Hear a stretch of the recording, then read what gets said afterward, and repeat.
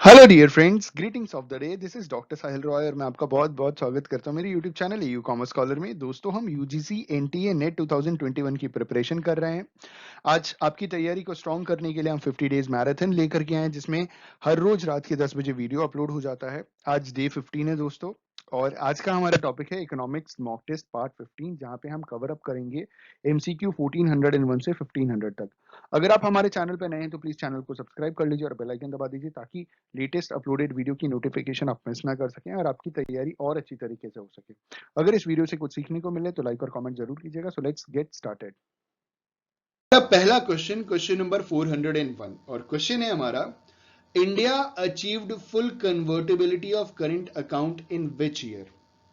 अब ये full convertibility का मतलब समझिएगा कि current account full convertibility means freedom to buy and sell foreign exchange. ठीक है, अपने देश में आपको पूरी आजादी मिल रही है कि आप फॉरेन एक्सचेंज खरीद भी सकते हैं, बेच भी सकते हैं। आज के रेट में भी है, आज अपने देश में आप फॉरेन एक्सचेंज में इन्वेस्टमेंट कर सकते हैं। ठीक है, फॉरेन एक्सचेंज मार्केट है जहां पे आप शेयर्स फॉरेन एक्सचेंज, दूसरे देश की जो करेंसीज है ना, फॉरेन एक्सचेंज, उसमें आप इन्वेस्टमेंट कर सकते हैं। तो इंडिया ने full convertibility on current account किस साल में अचीव किया? We have 4 options. पहला ऑप्शन है 1994, दूसरा ऑप्शन है 1991, तीसरा ऑप्शन है 2001 और चौथा ऑप्शन है 2005। इस क्वेश्चन का सही आंसर है option A, in the month of August 1994। India achieved full convertibility on current account in August 1994। ठीक है, कुछ इंपॉर्टेंट पॉइंट्स नीचे लिखे हैं, जरा वो भी हम देख लें। Capital account convertibility means the freedom to convert rupees into foreign currency and back for capital transaction. दूसरा पॉइंट है, India has current account convertibility not capital account convertibility. आज भी इंडिया का, अगर मैं बात करूं, अप्रैल 2020 चल रहा है, आज भी इंडिया के पास फुल करेंट अकाउंट कन्वर्टेबिलिटी है, लेकिन कैपिटल अकाउंट कन्वर्टेबिलिटी नहीं है। ठीक है, हमारा अगला क्वेश्चन, क्वेश्चन नंबर 402, और क्वेश्चन है हमारा, current account convertibility means freedom to buy and sell foreign exchange for the following transaction except। जो करंट अकाउंट कन्वर्टिबिलिटी है उसका मतलब ये होता है कि freedom to buy and sell foreign exchange for the following transaction except, एक चीज को छोड़ करके बाकी आप हर एक चीज के लिए करंट अकाउंट कन्वर्टिबिलिटी के बेसिस पे आपको आजादी मिली है कि आप फॉरेन एक्सचेंज खरीद सकते हैं और बेच सकते हैं। इनमें से कौन सा काम आप नहीं कर सकते हैं, वो सवाल पूछा है। 4 ऑप्शन है। पहला ऑप्शन है all payment of purchase and sale of goods and services. दूसरा option payment due as interest on loans. तीसरा option moderate remittances for family living expenses. Remittances का मतलब होता है ट्रांसफर ऑफ मनी। ठीक है, ट्रांसफर करना, तो moderate remittances for family living expenses. और चौथा है purchase of immovable property abroad. तो इस क्वेश्चन का सही आंसर है option D, purchase of immovable property abroad. आप इंडिया में रह करके करंट अकाउंट कन्वर्टेबिलिटी के बेसिस पे आपको जो आजादी मिली है, जिसमें आपको जो फ्रीडम मिला है, जिसमें आप इंडिया की करेंसी का फॉरेन एक्सचेंज में कन्वर्ट करा सकते हैं, खरीद सकते हैं, बेच सकते हैं। इसका मतलब ये नहीं है कि आपने इतना सारा पैसा इकट्ठा कर लिया और फॉरेन में जाकर के आपने कोई इमूवेबल प्रॉपर्टी खरीदी, इसकी आजादी नहीं है। बाकी ऊपर जो 3 ऑप्शन है वो आप कर सकते हो, लेकिन आप इंडिया में करेंट अकाउंट का पैसा जो भी आपके पास है उससे आप फॉरेन एक्सचेंज खरीद करके इंडिया के बाहर जाकर के कोई इमूवेबल प्रॉपर्टी नहीं खरीद सकते, ये अलाउड नहीं है। Option D is the correct answer for the given question. हमारा अगला क्वेश्चन, क्वेश्चन नंबर 403, और क्वेश्चन है हमारा, which of the following is the method of disinvestment. इनमें से कौन सा मेथड डिसइन्वेस्टमेंट का है? ठीक है, वी हैव 4 ऑप्शंस। पहला ऑप्शन है इक्विटी ऑफर, दूसरा ऑप्शन है क्रॉस होल्डिंग, तीसरा ऑप्शन है वेयर हाउसिंग, और चौथा ऑप्शन है नन ऑफ द अबव। तो इस क्वेश्चन का सही आंसर है option D, none of the above. ऊपर दिए गए तीनों मेथड में से कोई भी मेथड डिसइन्वेस्टमेंट का मेथड नहीं होता।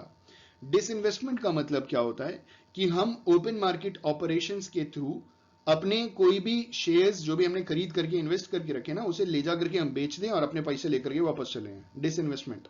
ठीक है, तो इनमें से कोई भी मेथड डिसइन्वेस्टमेंट का मेथड नहीं है। Option D is the correct answer for the given question. हमारा अगला क्वेश्चन, क्वेश्चन नंबर 404, क्वेश्चन है हमारा, cash compensatory scheme was abolished in which year? जो कैश कॉम्पेंसेटरी स्कीम है वो किस साल अबॉलिश किया गया? We have four options. पहला ऑप्शन है 1992, दूसरा ऑप्शन है 1999, तीसरा ऑप्शन है 1991 और चौथा ऑप्शन है false, it is still continuing. तो इस क्वेश्चन का सही आंसर है option C 1991।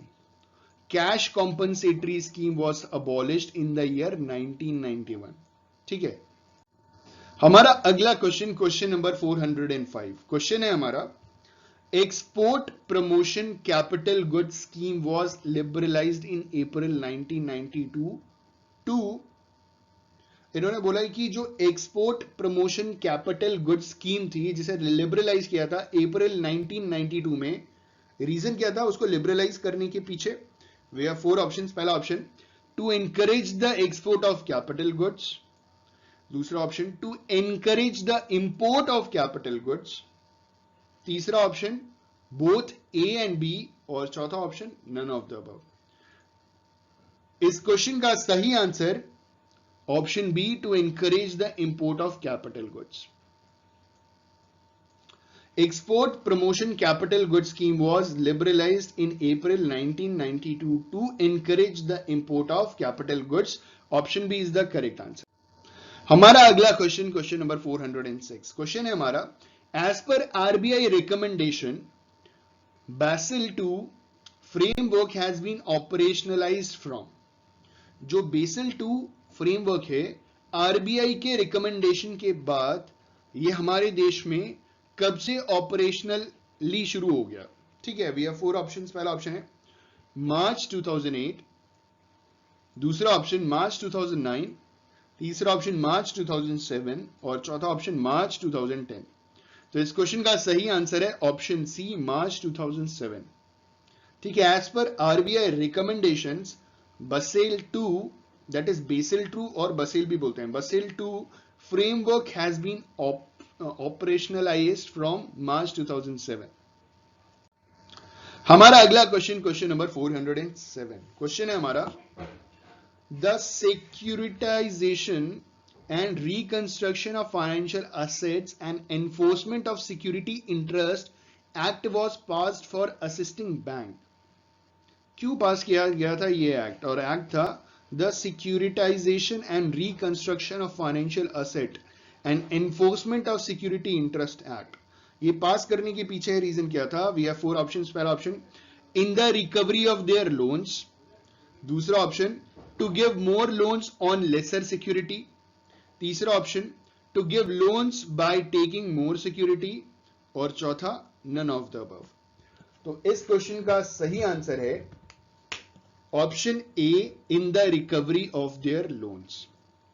The securitisation and reconstruction of financial assets and enforcement of security interest act was passed for assisting bank in the recovery of their loans. Option A is the correct answer. हमारा अगला question, question number 408, और question है हमारा, which of the following is not the problem of India's education system?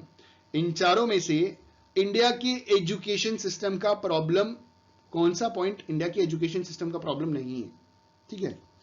पहला option है हमारा unplanned expansion of higher education, दूसरा option है नेग्लेक्ट ऑफ प्राइमरी एजुकेशन, तीसरा ऑप्शन है large number of unemployed uneducated people, और चौथा ऑप्शन है large scale migration of educated people to the developed western countries.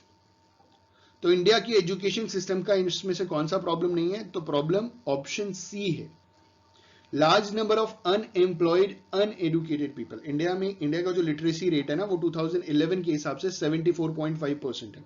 India में एजुकेटेड लोग हैं। ठीक है। इन्होंने बोला large number of unemployed uneducated people, ऐसा नहीं है। इंडिया में uneducated unemployed people large number में नहीं है। ठीक है। Option C is the correct answer for the given question. अगला क्वेश्चन, क्वेश्चन नंबर 409, और क्वेश्चन है हमारा, VPT स्टैंड्स फॉर, VPT का फुल फॉर्म बताइए। पहला ऑप्शन विलेज पब्लिक टेलीफोन, दूसरा ऑप्शन वैल्यू पब्लिक टेलीफोन, तीसरा ऑप्शन वेरियस पब्लिक टेलीफोन्स, और चौथा ऑप्शन वाल्मीकि पब्लिक टेलीफोन योजना।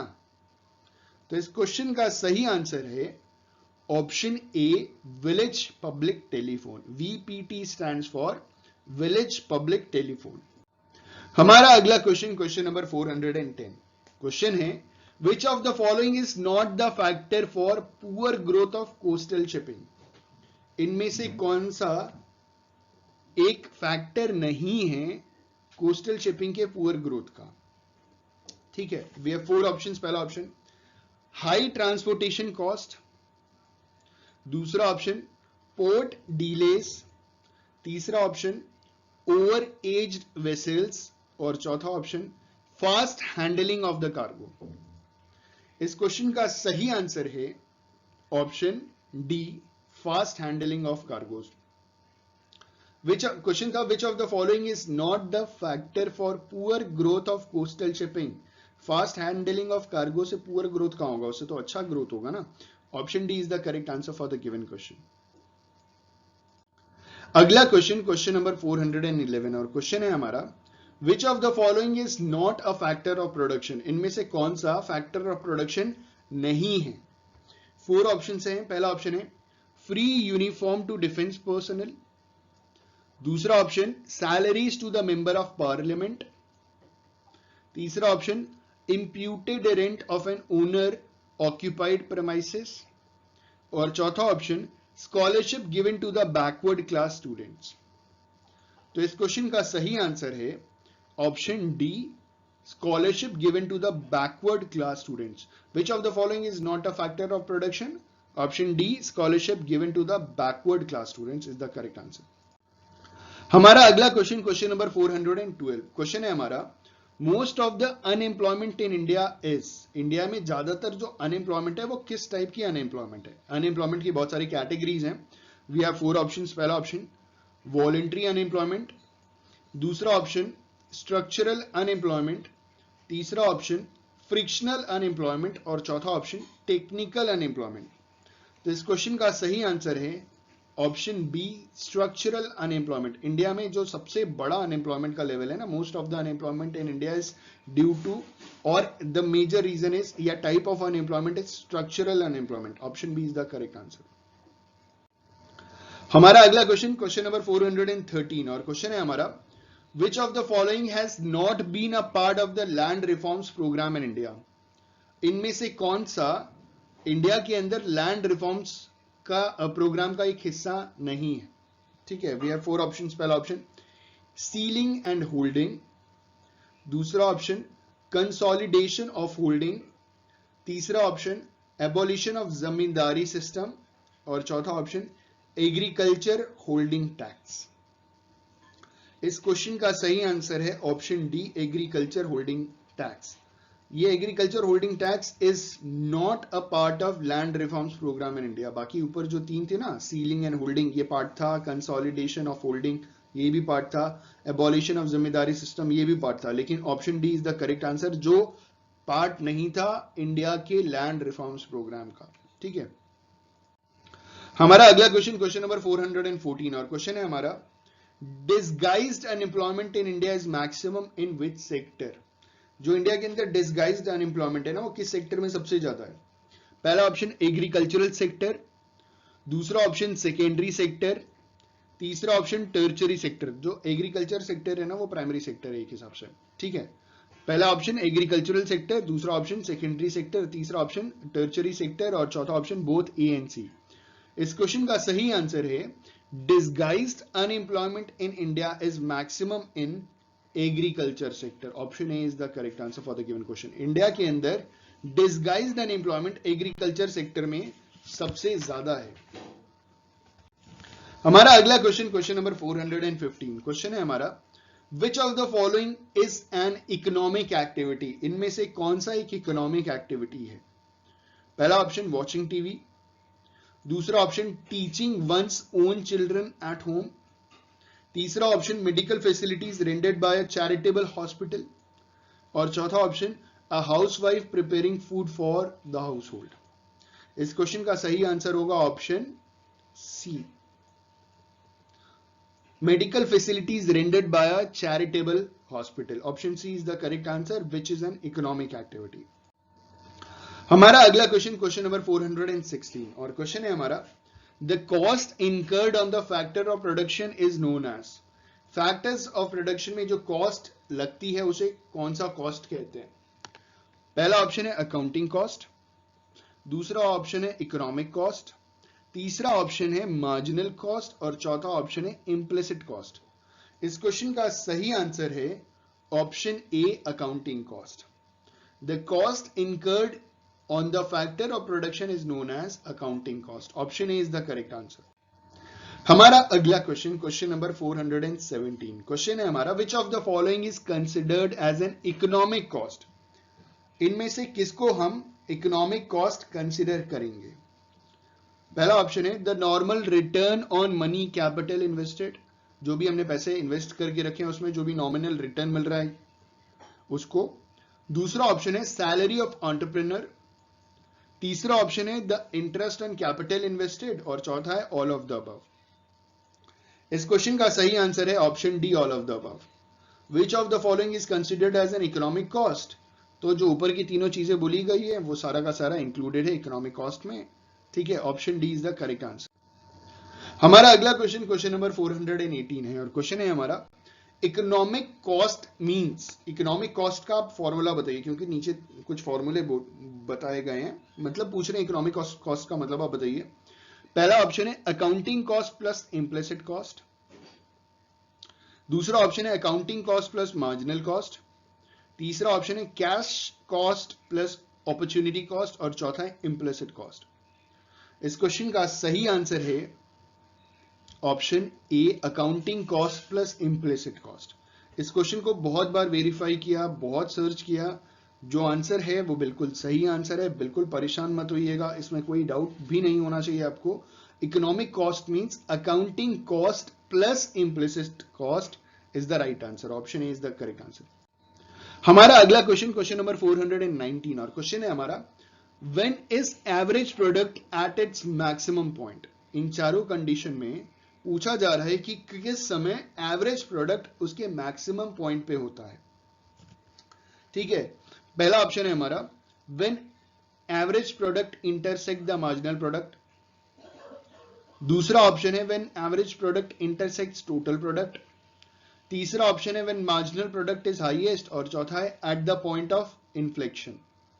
इस क्वेश्चन का सही आंसर है option A when average product intersect the marginal product.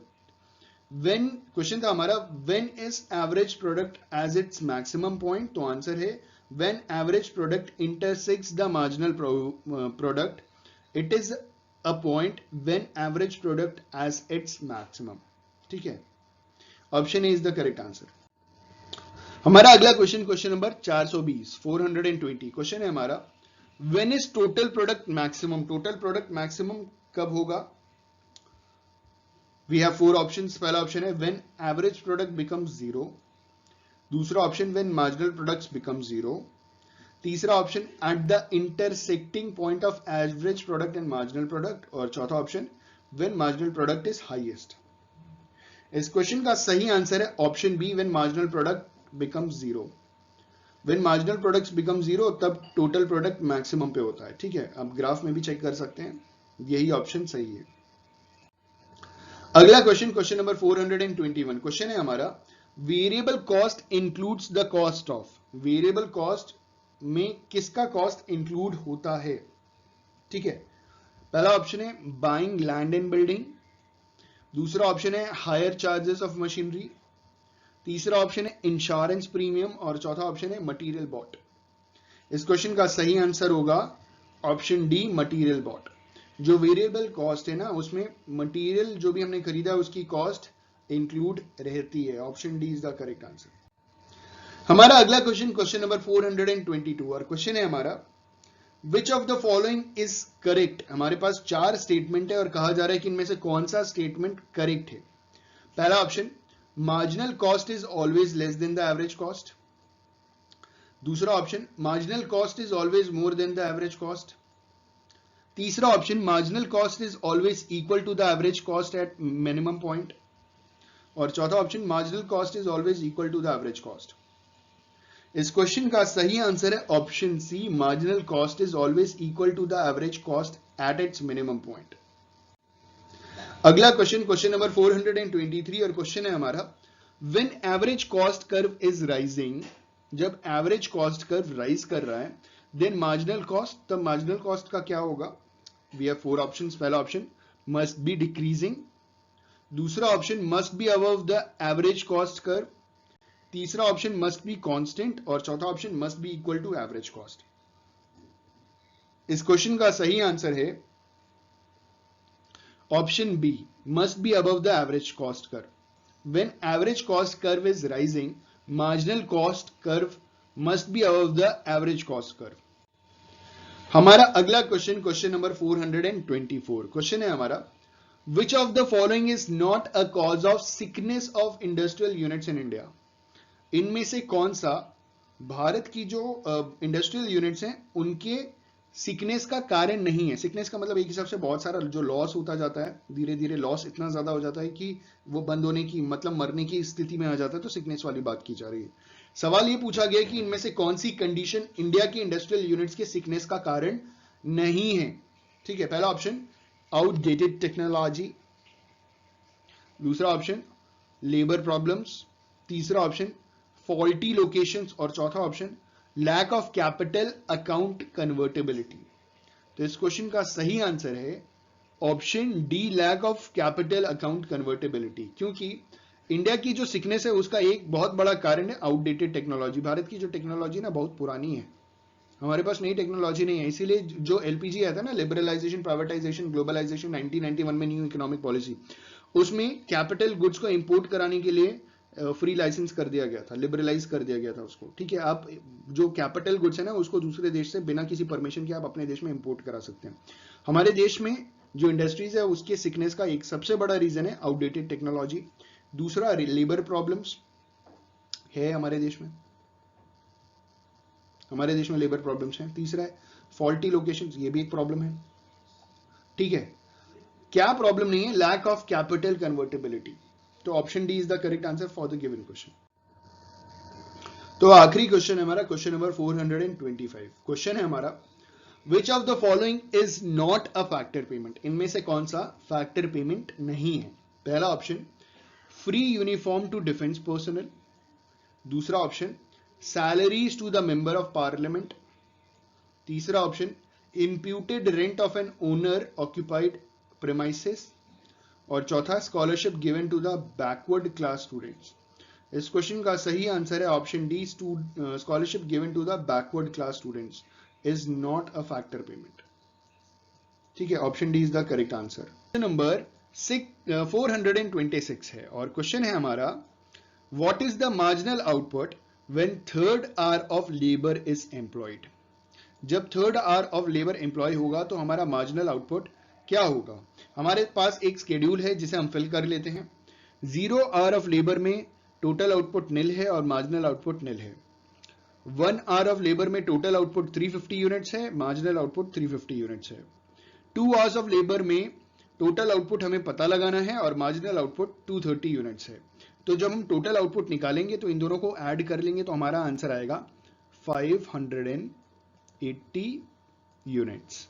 ठीक है, उसके बाद जब 3 आवर्स ऑफ लेबर काम करेंगे तो टोटल आउटपुट 670 है और मार्जिनल निकालना है। तो हम क्या करेंगे, 670 में 580 डिडक्ट कर देंगे तो हमारा मार्जिनल आ जाएगा 90 यूनिट्स।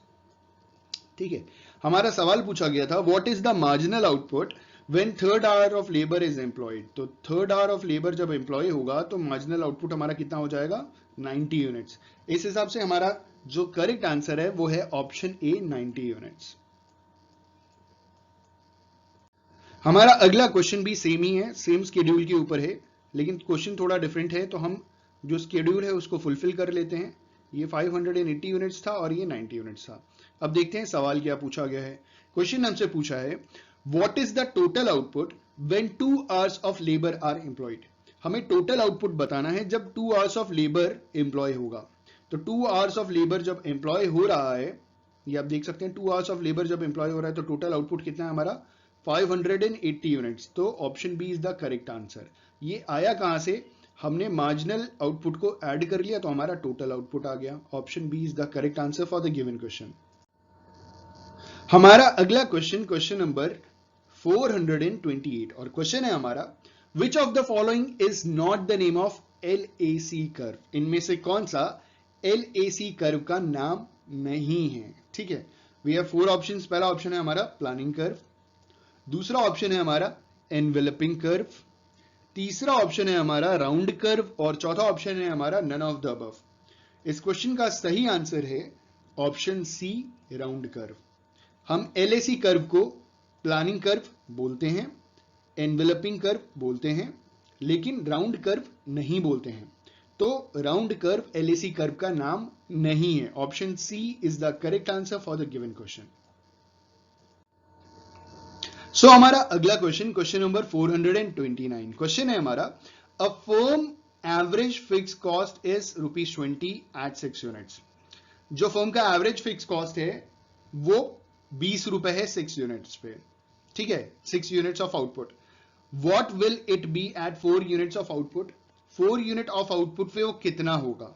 देखिए, जो एवरेज फिक्स कॉस्ट है, अगर हम टोटल फिक्स कॉस्ट निकालें तो 6 इंटू 20 करेंगे तो आएगा हमारा आंसर 120। ठीक है, तो ये हमारा टोटल फिक्स कॉस्ट था। अब हम 4 यूनिट पे अगर इसे निकालेंगे तो 4 से डिवाइड कर देते हैं, तो हमारा आंसर आ जाएगा 30। ठीक है, तो इस क्वेश्चन का सही आंसर होगा ऑप्शन बी, 30। 4 यूनिट आउटपुट पे एवरेज फिक्स कॉस्ट हो गया हमारा 30 rupees. Option B is the correct answer for the given question. हमारा अगला क्वेश्चन, क्वेश्चन नंबर 430, क्वेश्चन है हमारा, a firm has producing 7 units of output has an average total cost of 150। ठीक है, एक फर्म 7 यूनिट्स आउटपुट प्रोड्यूस कर रही है तो उसका एवरेज टोटल कॉस्ट जो है वो 150 रुपीज है, and has to pay 350 to its fixed factors of production whether it produces or not। और फर्म को 350 रुपए एज अ फिक्स्ड कॉस्ट, मतलब फिक्स्ड फैक्टर कॉस्ट पे करना है। अगर वो एक भी यूनिट प्रोड्यूस करता है या नहीं करता उससे कोई मतलब नहीं है, 350 उसको देना है। मतलब 7 यूनिट प्रोड्यूस करने का एवरेज टोटल कॉस्ट जो है वो 150 है। ठीक है, और 350 उसका फिक्स्ड फैक्टर कॉस्ट है। ठीक है, अगर वो एक भी यूनिट प्रोड्यूस कर रहा है या नहीं कर रहा। सवाल पूछ रहे हैं आगे, how much of the average total cost is made up of variable cost. इन्होंने सवाल पूछा कि एवरेज टोटल कॉस्ट में एवरेज वेरिएबल कॉस्ट कितना है। ठीक है, वी हैव 4 ऑप्शंस। पहला ऑप्शन है 200, दूसरा ऑप्शन है 50, तीसरा ऑप्शन है 300, चौथा है ऑप्शन है 100। इस क्वेश्चन का सही आंसर है ऑप्शन डी, 100। कैसे, जरा देखते हैं और समझते हैं। देखिए, सवाल पूछा गया था जब 7 यूनिट बना रहे हैं तो उनका जो एवरेज टोटल कॉस्ट है, एवरेज टोटल का कॉस्ट 150, तो टोटल कितना हो गया? टोटल हो गया 1050। ठीक है, एवरेज टोटल कॉस्ट का टोटल कॉस्ट हो गया, मतलब टोटल कॉस्ट हो गया 7 यूनिट का 1050 रुपीज। जब उसको 7 से डिवाइड किया तो 150 रुपए आया। ठीक है, आगे कह रहे हैं कि 1050 में जब हम 350 माइनस कर देंगे जो हमारा फिक्स कॉस्ट है, ठीक है, तो आएगा हमारा 700। तो सवाल यही पूछा जा रहा था कि एवरेज टोटल कॉस्ट में वेरिएबल कॉस्ट कितना है। तो 700 को जब 7 यूनिट से डिवाइड करेंगे तो आएगा 100। तो हर एक यूनिट में 100 रुपीज का वेरिएबल कॉस्ट है। तो option D is the correct answer for the given question. अगला क्वेश्चन है हमारा, क्वेश्चन नंबर 431, क्वेश्चन है हमारा, a firm has variable cost of 1000 at 5 units of output. एक फर्म है जिसका जो वेरिएबल कॉस्ट है 1000 रुपीज है 5 यूनिट ऑफ आउटपुट पे। इफ फिक्स कॉस्ट इज ₹400, अगर फिक्स कॉस्ट 400 रुपए है, what will be the average total cost at 5 unit of output. तो average total cost 5 unit output पे कितना होगा? We have 4 options. पहला ऑप्शन है 380, दूसरा ऑप्शन है 280, तीसरा ऑप्शन है 60 और चौथा ऑप्शन है 400। इस क्वेश्चन का सही आंसर है ऑप्शन बी, 280। अब ये 280 कैसे आया, चलिए देखते हैं। Total cost is equal to, total cost का फॉर्मूला है, फिक्स कॉस्ट में हम वेरिएबल कॉस्ट ऐड कर देंगे तो टोटल कॉस्ट हमको मिल जाएगा। टोटल कॉस्ट यहाँ पे 1400 है। 1400 कैसे मिला हमको? जब हमारा ये जो 1000 रुपीज का वेरिएबल कॉस्ट है, ये 1000 रुपीज का वेरिएबल कॉस्ट और जो 400 रुपीज का फिक्स कॉस्ट है, इन दोनों को हमने टोटल कर दिया। तो फिक्स कॉस्ट और वेरिएबल कॉस्ट ऐड कर दिया तो हमें मिल गया 1400 रुपीज का टोटल कॉस्ट। अब टोटल कॉस्ट 5 यूनिट्स का 1400 है, तो एक यूनिट का कितना होगा, दोनों को डिवाइड कर दीजिए तो आपका आंसर आ जाएगा 280। 1400 डिवाइडेड बाय 5 इज 280। ठीक है, तो हमारा जो सवाल पूछा गया है, क्या पूछा गया है वैसे, what will be the average total cost at 5 units of output, it is 280 rupees. Option B is the correct answer for the given question. हमारा अगला क्वेश्चन नंबर 432 और क्वेश्चन है हमारा, the vertical difference between TVC and TC is equal to. जो vertical difference है TVC और TC के बीच में, टोटल वेरिएबल कॉस्ट और टोटल कॉस्ट के बीच में, वो क्या है, मतलब जो डिफरेंस है, वर्टिकल डिफरेंस है, वो क्या है। We have 4 options. पहला ऑप्शन है मार्जिनल कॉस्ट, दूसरा ऑप्शन है एवरेज वेरिएबल कॉस्ट, तीसरा ऑप्शन है टोटल फिक्स कॉस्ट और चौथा ऑप्शन है नन ऑफ द अबव। तो इस क्वेश्चन का सही आंसर है option C, total fix cost. जो वर्टिकल डिफरेंस है टोटल वेरिएबल कॉस्ट और टोटल कॉस्ट के बीच में, मतलब जो नीचे आता है ना वर्टिकल, वो आपका टोटल फिक्स कॉस्ट है। टोटल फिक्स कॉस्ट के ऊपर ही आपका पहले फिक्स कॉस्ट ही तो शुरू होगा। जब ये बिजनेस शुरू करते हैं तो आपको फिक्स कॉस्ट तो शुरू हो गया पहले ही, भले आपने कुछ भी यूनिट प्रोड्यूस किया नहीं किया, उसके बाद आपका वेरिएबल कॉस्ट शुरू होता है। तो ये जो वर्टिकल डिफरेंस होता है, अगर आप ग्राफ की बात करेंगे तो वाई एक्सिस में कुछ हिस्सा स्टार्टिंग का एक्सिस से, मतलब जो ओरिजिन है ना, ओ जो ओरिजिन पॉइंट है जहां पे X axis Y axis meet करता है, उसके ऊपर का कुछ पार्ट जो है वो छूटा रहता है, that is total fix cost, और उसके ऊपर से टोटल वेरिएबल कॉस्ट शुरू हो जाता है। ठीक है, option C is the correct answer for the given question. हमारा अगला क्वेश्चन नंबर 433 क्वेश्चन है हमारा, we mainly study the following in micro economics. हम इनमें से कुछ माइक्रो इकोनॉमिक्स में स्टडी करते हैं। We mainly study the following in micro economics. We have 4 options. पहला option location of an industry, दूसरा ऑप्शन स्टडी ऑफ फर्म्स, तीसरा फैक्टर प्राइसिंग, चौथा ऑल ऑफ द अबव। तो इस क्वेश्चन का सही आंसर है ऑप्शन, क्या होगा बताइए, option D, all of the above. We mainly study the following in micro economics. हम लोकेशन ऑफ द इंडस्ट्री को भी स्टडी करते हैं, फर्म को भी स्टडी करते हैं, फैक्टर प्राइसिंग को भी स्टडी करते हैं। तो इस क्वेश्चन का सही आंसर है option D, all of the above is the correct answer for the given question. हमारा अगला क्वेश्चन नंबर 434 क्वेश्चन है हमारा, when we study why saving rates are high और लो, वी आर स्टडिंग। जब हम पढ़ते हैं कि क्यों सेविंग रेट्स हाई है या लो है, तो हम क्या पढ़ रहे हैं एक्चुअली।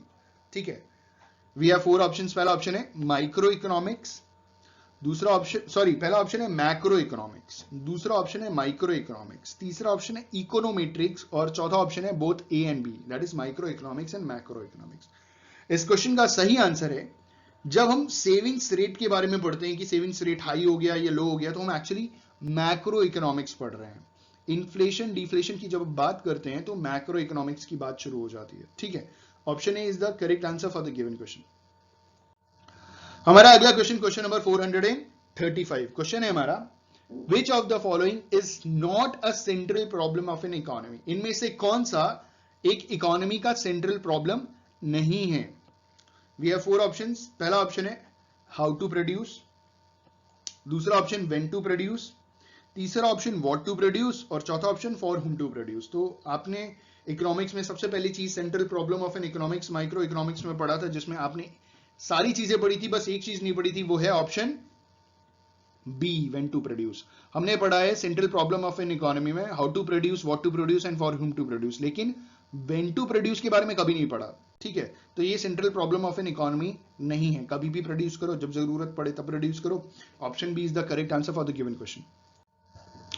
अगला क्वेश्चन नंबर 436 क्वेश्चन है हमारा, इफेक्टिव डिमांड डिपेंड्स अपॉन। जो इफेक्टिव डिमांड है ना, वो किसके ऊपर डिपेंड करता है।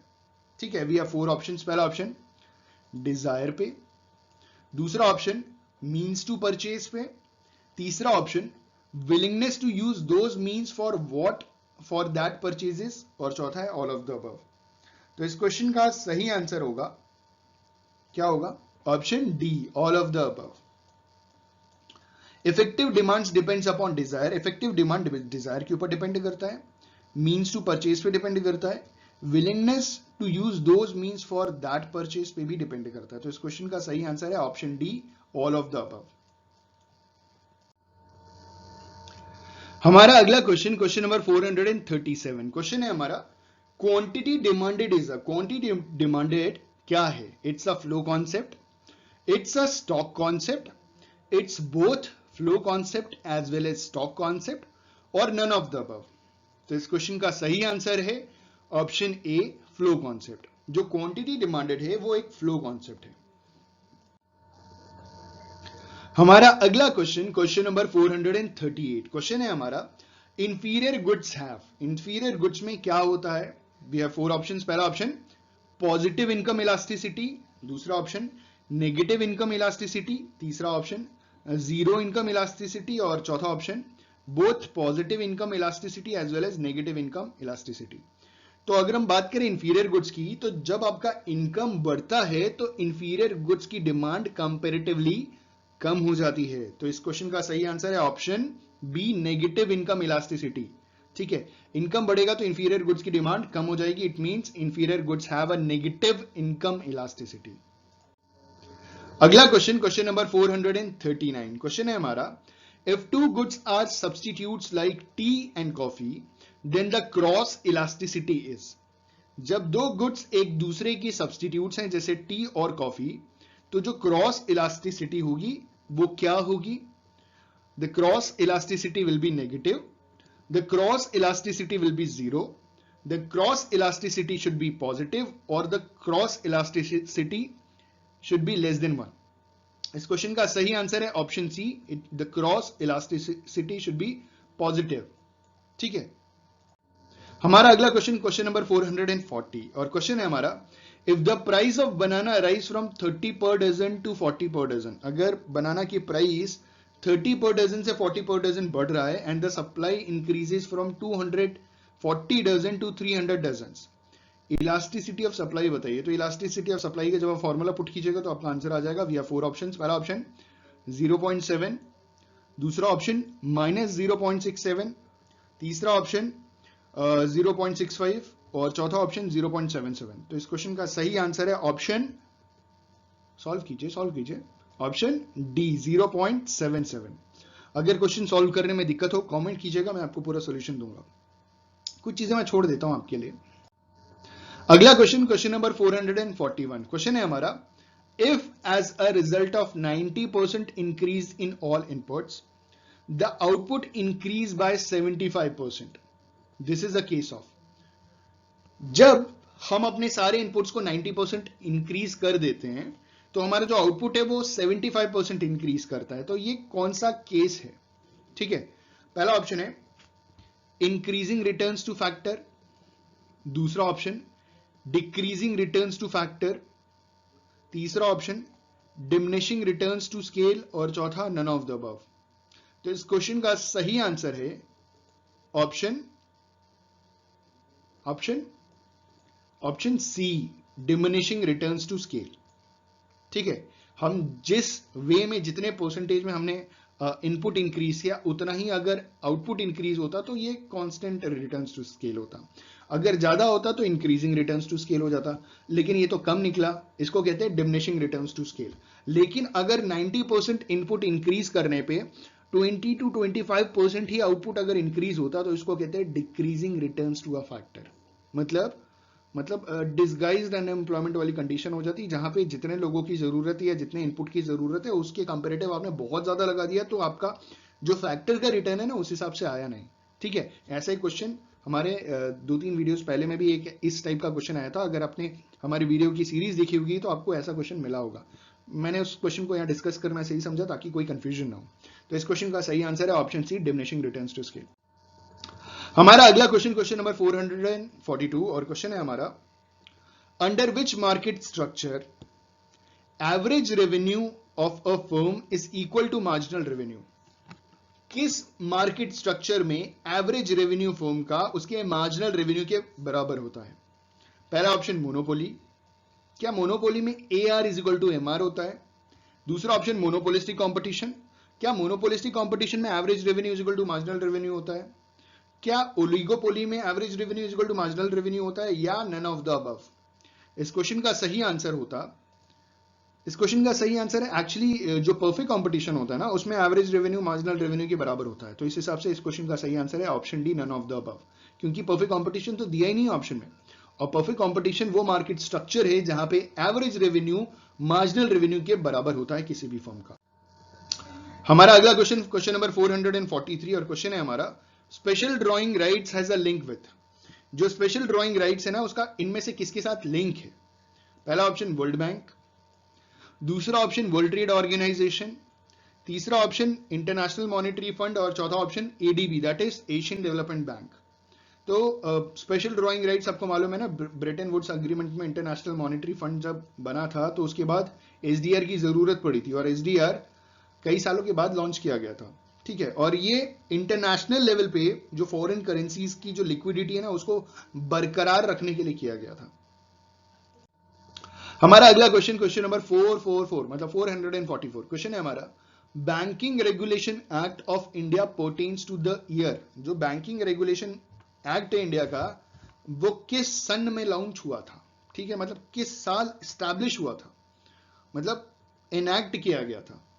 We have four options. पहला ऑप्शन है 1945, दूसरा ऑप्शन 1949, तीसरा ऑप्शन 1943 और चौथा ऑप्शन 1934। तो इस क्वेश्चन का सही आंसर है ऑप्शन बी 1949।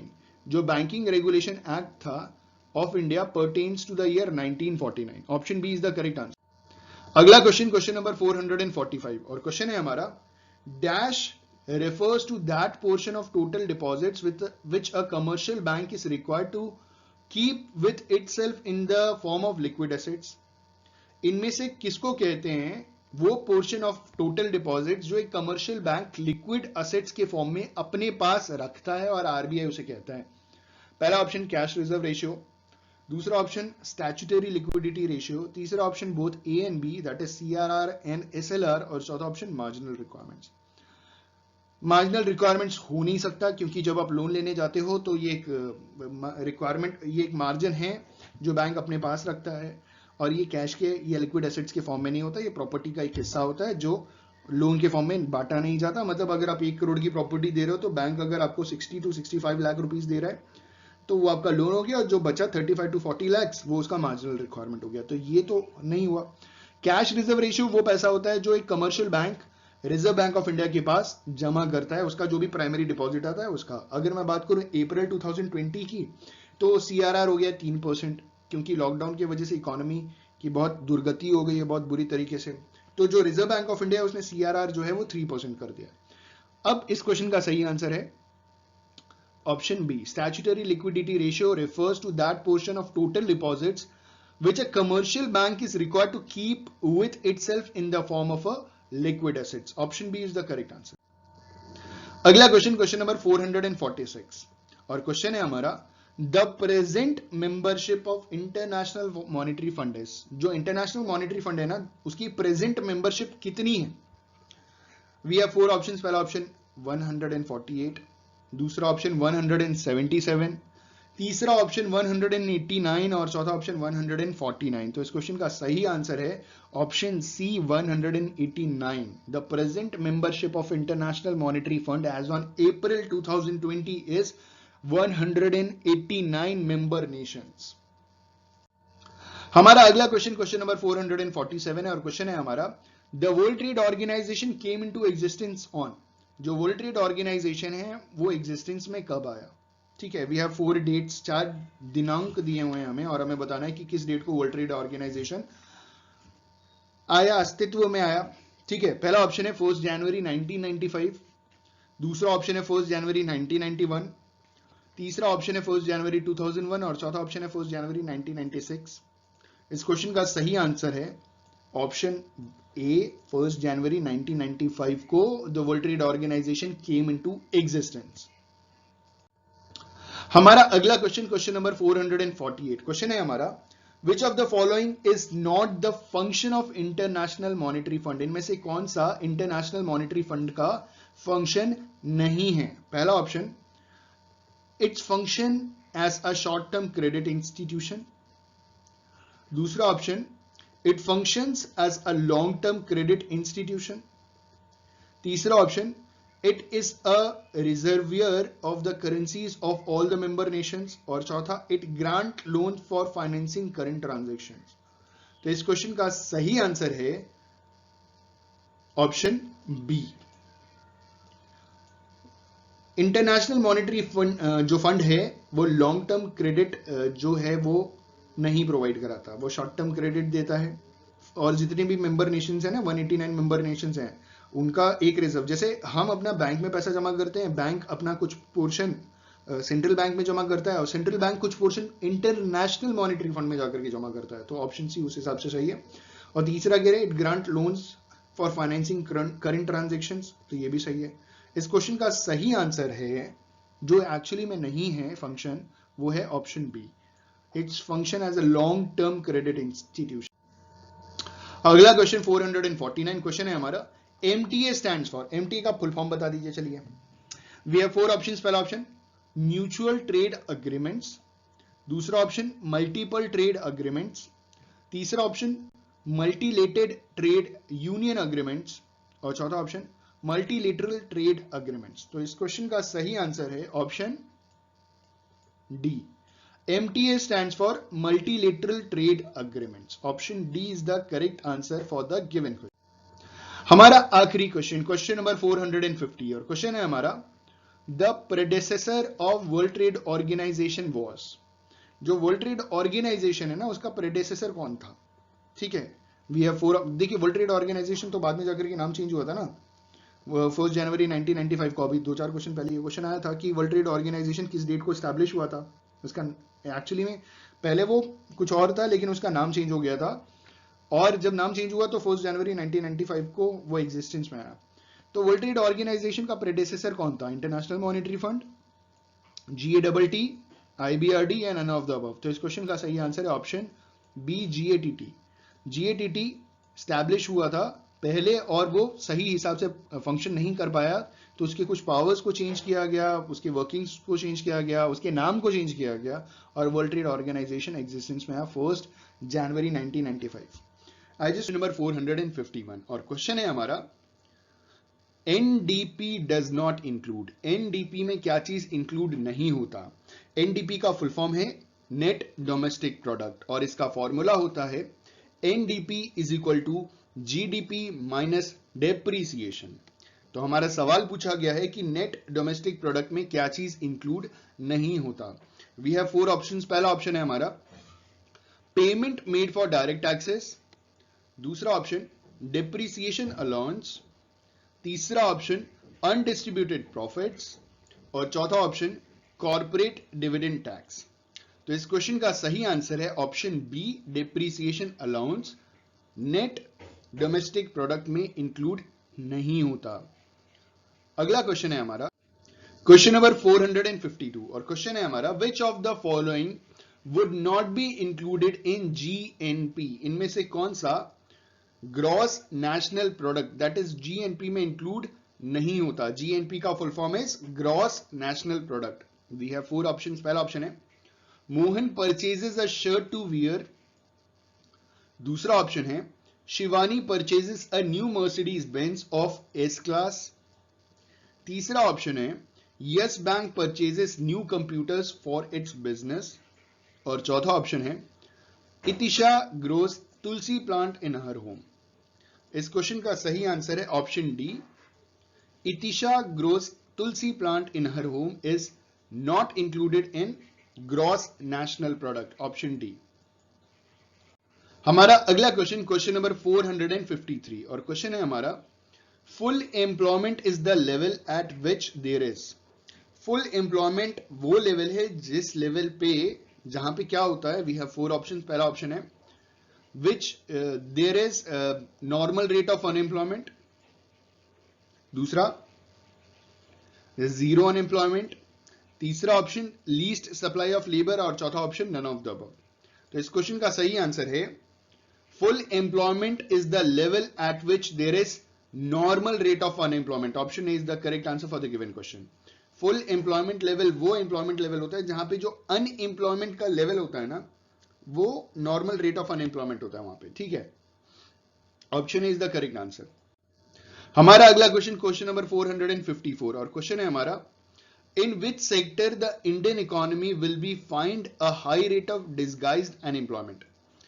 भारत के किस, इंडिया के किस सेक्टर में, इंडियन इकोनॉमी के किस सेक्टर में सबसे ज्यादा डिसगाइज्ड अनएम्प्लॉयमेंट है? पहला ऑप्शन है ट्रांसपोर्ट सेक्टर, दूसरा ऑप्शन है एग्रीकल्चर सेक्टर, तीसरा ऑप्शन है सर्विस सेक्टर और चौथा ऑप्शन है माइनिंग। इस क्वेश्चन का सही आंसर है ऑप्शन बी, एग्रीकल्चर सेक्टर। तो agriculture sector of Indian economy has the highest rate of disguised unemployment. Option B is the correct answer.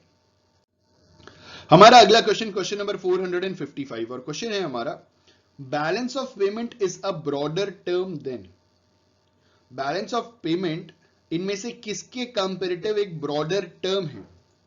We have 4 options. पहला option है हमारा बैलेंस ऑफ ट्रेड, दूसरा option balance of current account, तीसरा option balance of capital account और चौथा option all of the above. तो इस question का सही आंसर है option D, all of the above. इन तीनों से ब्रॉडर टर्म है बैलेंस ऑफ पेमेंट। ठीक है। हमारा अगला क्वेश्चन, क्वेश्चन नंबर 456, और क्वेश्चन है हमारा, in the balance of payment statement current account includes. जो बैलेंस ऑफ पेमेंट का जो स्टेटमेंट होता है उसमें करंट अकाउंट में क्या क्या चीजें इंक्लूड होती हैं? We have 4 options. पहला ऑप्शन है हमारा गुड्स एंड इनविजिबल आइटम्स, दूसरा option government loans from abroad, तीसरा ऑप्शन फॉरेन डायरेक्ट इन्वेस्टमेंट और चौथा option none of the above.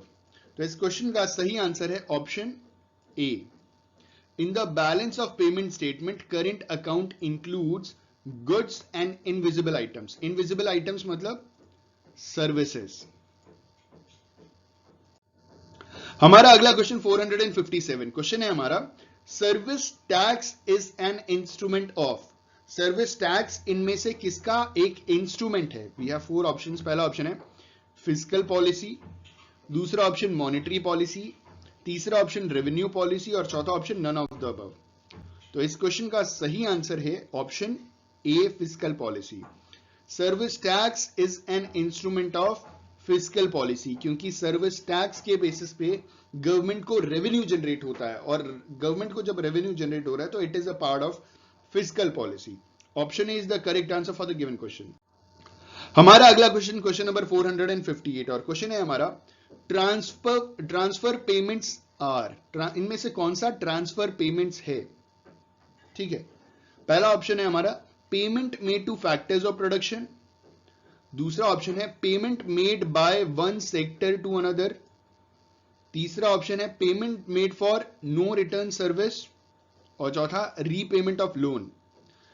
तो payment transfer are option C, payment made for no return service. इसे हम ट्रांसफर पेमेंट कहते हैं, जहां पे हमने कुछ भी अगर पेमेंट किया तो बदले में हमें कुछ भी नहीं मिलने वाला। Option C is the correct answer. हमारा अगला क्वेश्चन 459, क्वेश्चन है हमारा, in the terms of overseas shipping tonnage India's rank.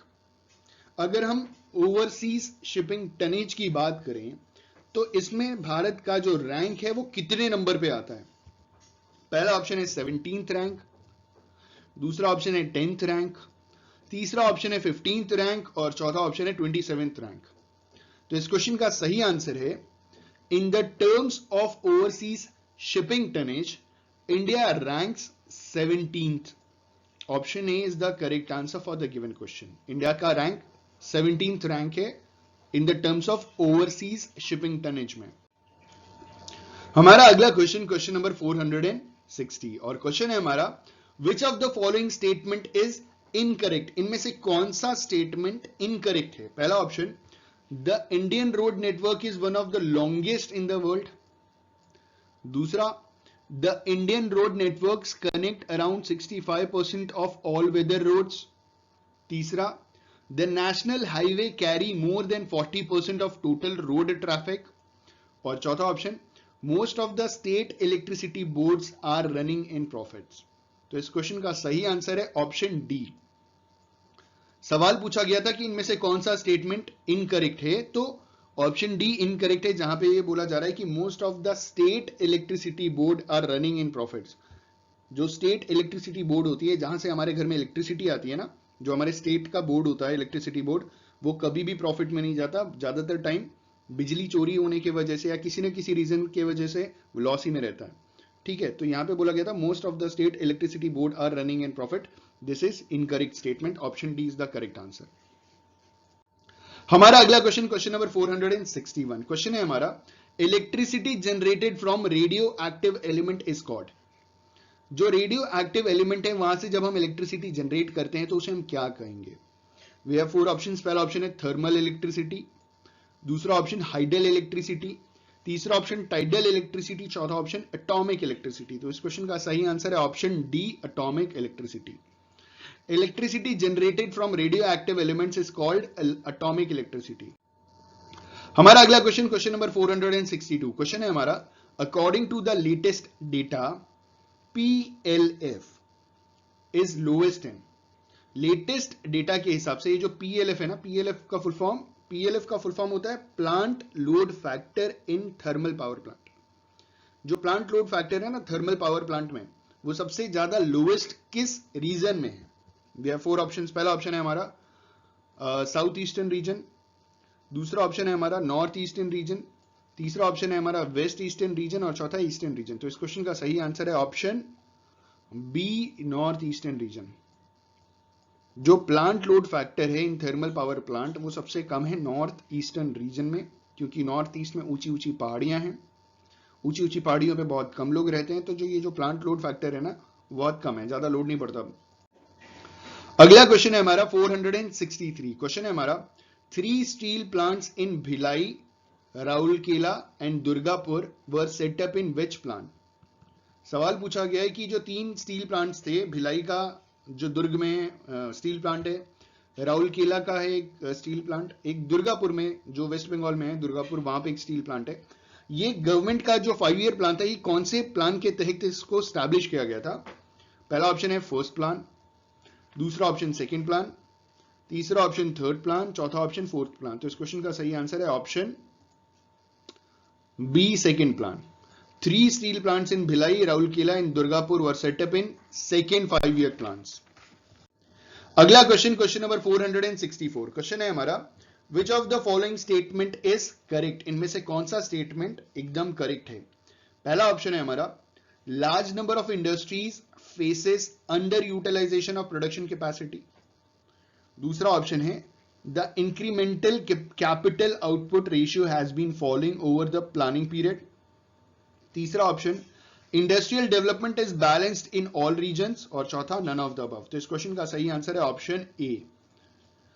Question पूछा गया था कि which of the following statement is correct, तो इसमें जो करेक्ट है वो ये है कि large number of industries faces under utilization of production capacity, मतलब जितनी भी उनकी प्रोडक्शन कैपेसिटी है ना उससे कमी वहां पे प्रोडक्शन होता है। तो option A is the correct answer for the given question.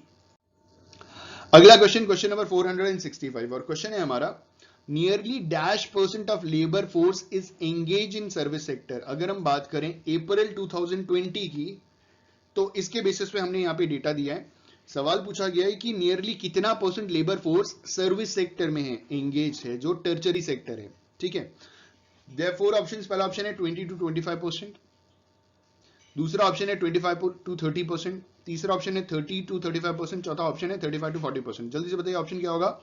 इस क्वेश्चन का सही आंसर है ऑप्शन सी, 30 to 35%। अगर मैं बात करूं एकदम करेंट डेटा की, अप्रैल 2020 के हिसाब से 31.9% of labour force is engaged in service sector, और सर्विस सेक्टर जीडीपी का 53.66% लेकर के आ रहा है। ठीक है, तो ये था हमारा क्वेश्चन नंबर 465, जिसका आंसर है 31.9%, जो ऑप्शन सी सही आंसर है।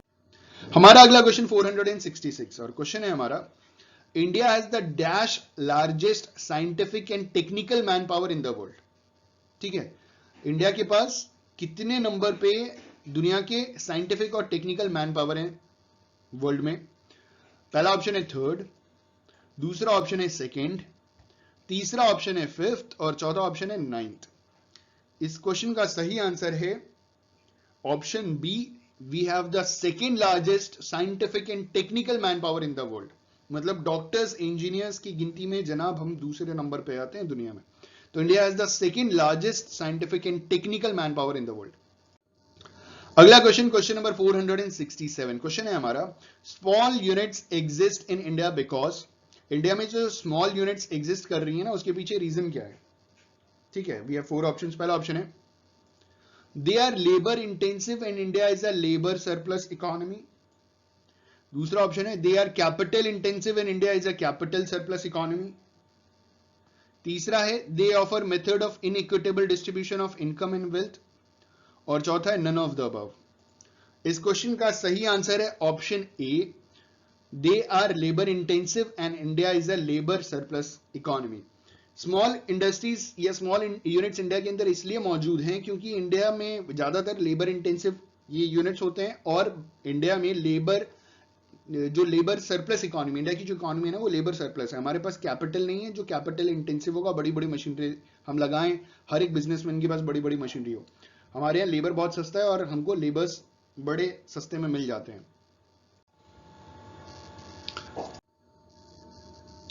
हमारा अगला क्वेश्चन, क्वेश्चन नंबर 468, और क्वेश्चन है हमारा CENVAT was introduced in the year, CENVAT जिसका फुल फॉर्म है सेंट्रल वैल्यू एडेड टैक्स, ये किस साल लागू हुआ था इंडिया में? 4 ऑप्शंस। पहला ऑप्शन 2001 2002, दूसरा ऑप्शन 2000 2001, तीसरा ऑप्शन 2002 2003 और चौथा ऑप्शन 2004 2005। इस क्वेश्चन का सही आंसर है CENVAT, मतलब सेंट्रल वैल्यू एडेड टैक्स 4 अप्रैल 2000 को लागू हुआ था इंडिया के अंदर। तो option B is the correct answer for the given question. Date थी 4 अप्रैल, ईयर था 2000, और CENVAT का फुल फॉर्म होता है सेंट्रल वैल्यू एडेड टैक्स। हमारा अगला क्वेश्चन, क्वेश्चन नंबर 469, क्वेश्चन है हमारा the basic rate of excise duty is, जो बेसिक रेट है ना एक्साइज ड्यूटी का वो क्या है? Latest data as on April 2020, और एकदम लेटेस्ट डेटा के हिसाब से। ठीक है, वी हैव 4 ऑप्शंस। पहला ऑप्शन है हमारा 16%, दूसरा ऑप्शन है हमारा 12.36%, तीसरा ऑप्शन है हमारा 14.25% और चौथा ऑप्शन है नन ऑफ द अबव। तो इस क्वेश्चन का सही आंसर है ऑप्शन बी 12.36%। जो बेसिक रेट है एक्साइज ड्यूटी का इंडिया के अंदर, जो एकदम लेटेस्ट डेटा है वो है 12.36%।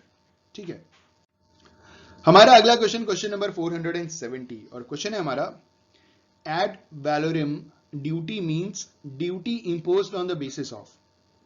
ठीक है, वी हैव 4 ऑप्शंस। पहला ऑप्शन है percentage of the price of the commodity, दूसरा option per unit of the commodity, तीसरा option both A and B और चौथा option none of the above. इस क्वेश्चन का सही आंसर है option A, percentage of the price of the commodity. जो ad valorem duty जो इंपोज की जाती है ना, वो percentage on of the price of commodity के बेसिस के ऊपर इंपोज की जाती है। Option A is the correct answer. हमारा अगला क्वेश्चन, क्वेश्चन नंबर 471, क्वेश्चन है हमारा we mainly study the following in micro economics, हम इनमें से कौन सी चीज को माइक्रो इकोनॉमिक्स में मेनली पढ़ते हैं? पहला option location of an industry, दूसरा ऑप्शन स्टडी ऑफ फर्म्स, तीसरा ऑप्शन फैक्टर प्राइसिंग और चौथा option all of the above. इस क्वेश्चन का सही आंसर है option D, all of the above. हम माइक्रो इकोनॉमिक्स में लोकेशन ऑफ स्टडी इंडस्ट्री भी पढ़ते हैं, स्टडी ऑफ फर्म्स भी पढ़ते हैं, फैक्टर प्राइसिंग भी पढ़ते हैं। तो all of the above is the correct answer for the given question. ठीक है, हम सारी चीजें पढ़ते हैं। अगला क्वेश्चन, क्वेश्चन नंबर 472, क्वेश्चन है हमारा when we study why saving rates are high और लो वी आर स्टडिंग। जब हम पढ़ते हैं कि क्यों सेविंग जो रेट है वो हाई है या लो है, तो हम एक्चुअली में क्या पढ़ रहे हैं? हम क्या मैक्रो इकोनॉमिक्स पढ़ रहे हैं, या it is a study of micro economics, या both micro economics as well as macro economics, या नन ऑफ द अबव? इस क्वेश्चन का सही आंसर होगा when we study why saving rates are high और low we are studying macro economics. Option A is the correct answer for the given question. हमारा अगला question, question number 473, question है हमारा Which bank among the following is responsible for issuing currency notes in India? इनमें से कौन सा bank responsible है India के अंदर करेंसी नोट को इशू करने के लिए? पहला option SBI State Bank of India, दूसरा option RBI Reserve Bank of India, तीसरा option UTI Unit Trust of India और चौथा ऑप्शन वर्ल्ड बैंक। इस क्वेश्चन का सही आंसर है option B RBI. RBI is a bank among the following which is responsible for issuing currency notes in India? Option B is the correct answer for the given question. अगला question number 474 question है हमारा, human development index is a composite index. Human development index एक composite index है और इसमें क्या चीज आता है? पहला ऑप्शन, क्या हम ह्यूमन डेवलपमेंट इंडेक्स में हेल्थ, लिटरेसी और एम्प्लॉयमेंट के बारे में पढ़ते हैं, मतलब ये सारी चीजें इंक्लूड होती हैं। दूसरा है, क्या ह्यूमन डेवलपमेंट इंडेक्स में नेशनल इनकम आता है, साइज ऑफ पॉपुलेशन आता है या जनरल प्राइस लेवल आता है। तीसरा, क्या इसमें national income, per capita income या पर कैपिटा कंजम्पशन आता है। और चौथा, फिजिकल रिसोर्सेज, मॉनेटरी रिसोर्सेज और पॉपुलेशन साइजेस आता है। इस क्वेश्चन का सही आंसर है human development index is a composite of health, literacy and employment. Option A is the correct answer for the given question. ये तीन चीज ह्यूमन डेवलपमेंट इंडेक्स में इंक्लूड होती है। हमारा आखिरी क्वेश्चन नंबर 475 और क्वेश्चन है हमारा, access capacity is the essential characteristics of the firm in the market form of. इनमें से किस मार्केट फॉर्म में एक्सेस कैपेसिटी एक एसेंशियल कैरेक्टरिस्टिक्स है किसी भी फर्म के लिए? ठीक है, पहला ऑप्शन है मोनोपोली, दूसरा ऑप्शन है परफेक्ट कंपटीशन, तीसरा ऑप्शन है मोनोपोलिस्टिक कंपटीशन और चौथा ऑप्शन है ओलिगोपोली। इस क्वेश्चन का सही आंसर है ऑप्शन सी मोनोपोलिस्टिक कंपटीशन। तो monopolistic competition is a market form which has the excess capacity and which is an essential characteristics of a firm. ठीक है, option C is the correct answer for the given question. 476 और question है हमारा, which of the following is not included in primary crops? इनमें से कौन सा primary crops में इंक्लूडेड नहीं है? हमारे चार ऑप्शन है। पहला ऑप्शन है हमारा फिशरी, दूसरा ऑप्शन है हमारा फॉरेस्ट्री, तीसरा ऑप्शन है हमारा एनिमल हस्बेंड्री और चौथा ऑप्शन है नन ऑफ द अबव। इस क्वेश्चन का सही आंसर होगा option D, none of the above, क्योंकि ऊपर के दिए गए तीनों ऑप्शंस जो फिशरी है, फॉरेस्ट्री है और एनिमल हस्बेंड्री है, ये तीनों प्राइमरी क्रॉप्स में इंक्लूडेड होते हैं। ठीक है, तो इस हिसाब से option D is the correct answer for the given question. हमारा अगला क्वेश्चन नंबर 477 क्वेश्चन है हमारा, which of the following is not a commercial crop? इनमें से कौन सा कॉमर्शियल क्रॉप नहीं है? We have four options. पहला ऑप्शन है शुगर, दूसरा ऑप्शन है कॉटन, तीसरा ऑप्शन है ऑयल सीड्स और चौथा ऑप्शन है नन ऑफ द अबव। तो इस क्वेश्चन का सही आंसर है option D, none of the above. देखिए, जो क्रॉप्स की कैटेगरी थी वो दो पार्ट में डिवाइडेड थी, एक था फूड क्रॉप्स, दूसरा था कैश क्रॉप्स। कैश क्रॉप्स को कमर्शियल क्रॉप्स कंसिडर किया जाता था। फूड क्रॉप्स वो क्रॉप्स होते थे जिसे आप कंज्यूम कर सकते हैं, जैसे वीट हो गया, राइस हो गया, ये फूड क्रॉप्स की कैटेगरी में आते थे जिसे आप अपने पास रख करके कंज्यूम कर सकते थे। और कमर्शियल क्रॉप्स वो होते थे जिसे हम सेल करके ज्यादा से ज्यादा प्रॉफिट अर्न करते थे और जिसे हम खा करके अपना पेट नहीं भर सकते थे। तो यहां सवाल पूछा गया है कि इनमें से कौन सा कमर्शियल क्रॉप नहीं है। तो इनमें तीनों जो दिए गए हैं, इन तीनों को खा करके हम अपना पेट नहीं भर सकते, चाहे वो शुगर हो, चाहे वो कॉटन हो, चाहे वो ऑल सीड्स हो। तो इस क्वेश्चन का सही आंसर है option D, none of the above. हमारा अगला क्वेश्चन नंबर 478 और क्वेश्चन है हमारा, which of the following was not prevailing in the country at the time of independence? Independence के टाइम इनमें से कौन सा सिस्टम भारत के अंदर प्रिवेल नहीं कर रहा था? ठीक है, वी हैव फोर ऑप्शंस। पहला ऑप्शन है जमींदारी सिस्टम, दूसरा ऑप्शन रेतवारी सिस्टम, तीसरा ऑप्शन महलवारी सिस्टम और चौथा option none of the above.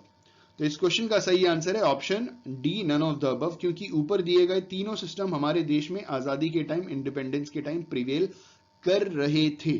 और क्वेश्चन पूछा गया कि इनमें से कौन सा सिस्टम इंडिपेंडेंस के टाइम प्रिवेल नहीं कर रहा था? तो भैया तीनों प्रिवेल कर रहे थे। Option D is the correct answer for the given question.